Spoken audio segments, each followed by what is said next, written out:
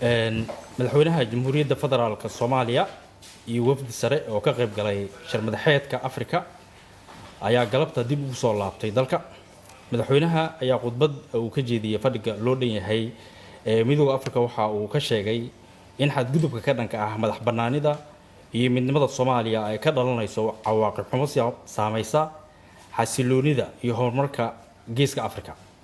wuxuuna ugu baaqay hoggaanka Itoobiya inay ka waantoobaan damaca indha la'aanta ah ee aan u adeegayeen mustaqbalka labada shacab. Dowladda Soomaaliya ayaa si cad u qeexday inaysan waxba ka jirin dhammaan marmarsiyaha Itoobiya ee la xiriira doonistooda badda Soomaaliya, iyadoo madaxweynuhu uu xusay in ururada heer gobol iyo heer qaaradeedba ay wada qireen xadgudubka Itoobiya iyo sida is-afgaradkaasi uu u baalmarsan yahay shuruucda iyo xeerarka caalamiga ah.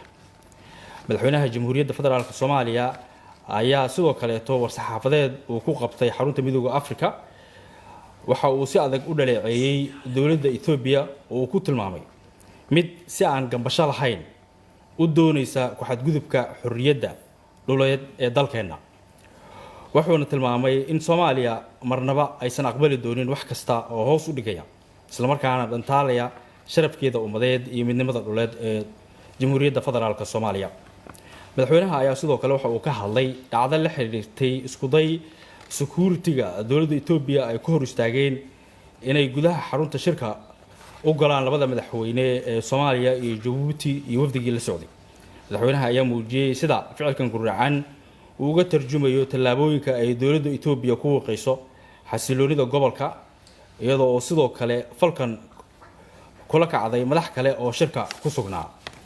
Dowladda Soomaaliya waxay u aragtaa dhacdadan mid ugub ah oo khilaafsan mabaadi'da midowga Afrika, su'aalna dul dhigaysa xornimada Addis Ababa iyo inay martigeliso shir madaxeedka dalalka midowga Afrika. sidoo kale wasaaradda arrimaha gudaha ayaa waxay ka soo saartay war rasmi ah dhacdadaasi.